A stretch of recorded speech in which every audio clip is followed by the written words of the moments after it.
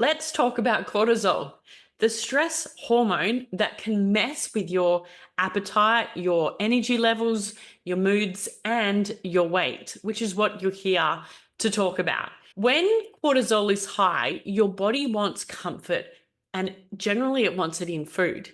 And it wants to store any fat that you're bringing into the body, it wants to store it in the body.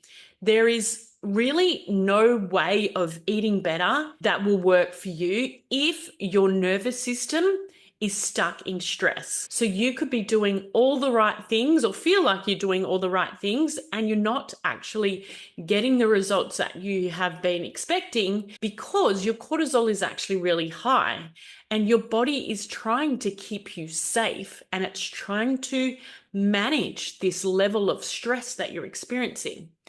I want you to have a think about what you would rate your stress levels to be on a day-to-day basis.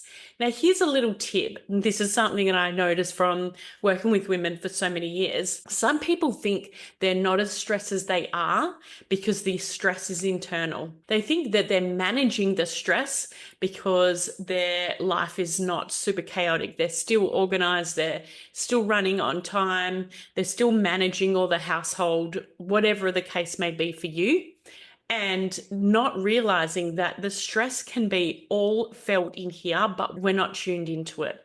We think because the external world is looking so good, as in dinner's on the table, house is kept clean, chores are done, etc., that we're managing the stress well. But that might not be the case on what is going on the inside. The body might be feeling a lot more stress than you actually realize. So I want you to consider what you can do to manage stress, to support yourself in a way that is going to really help and support you. And most importantly, you're going to notice that the cravings disappear. I'm not kidding. The cravings disappear the more you start to manage your stress.